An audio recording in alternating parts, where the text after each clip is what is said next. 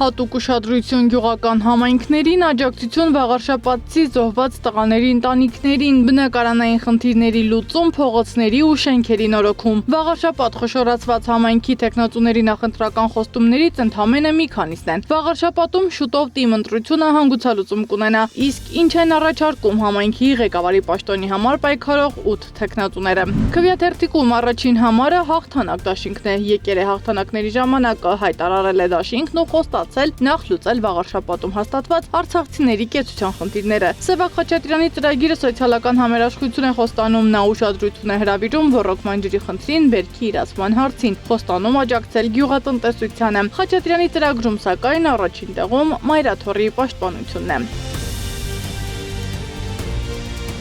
Երկրորդ համարի տեխնատուն Արտյոմ Սիմոնյանն է, համահայկական ճակատուժի ներկայացուցիչը, նրա ծրագրում առաջնահերթությունը տրված է զոհված վաղարշապատցիների ընտանիքների աջակցությանը։ Նա նույնպես աջակցություն եւ ինտեգրում է խոստանում արցախցիներին, խոստանում է պաշտպանել նաեւ եզդիական համայնքի իրավունքները։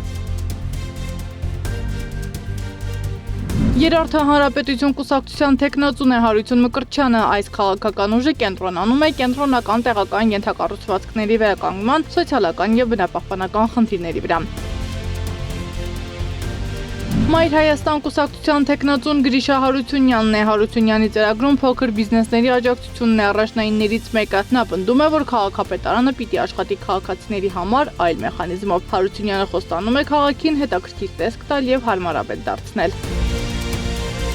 Ժառանգություն կուսակցության տեխնատուն էլ Արկադի Փայտյանն է, այս ուժի երկրորդ համարը գեներալ Մանվել Գրիգորյանի դուստր Այծեմնիկ Գրիգորյանն է։ Ուժի առաջին համարն անկուսակցական է, Փայտյանն իր թիմի հետ խոստանում է անել ամեն բան բնակիչների կենցաղը բարելավելու համար։ Խոստանում է զարգացնել գյուղատնտեսությունն ու զբոսաշրջությունը, որը հնարավորություն կտա Վաղարշապատի բնակիչներին ապրել արժանապատիվ։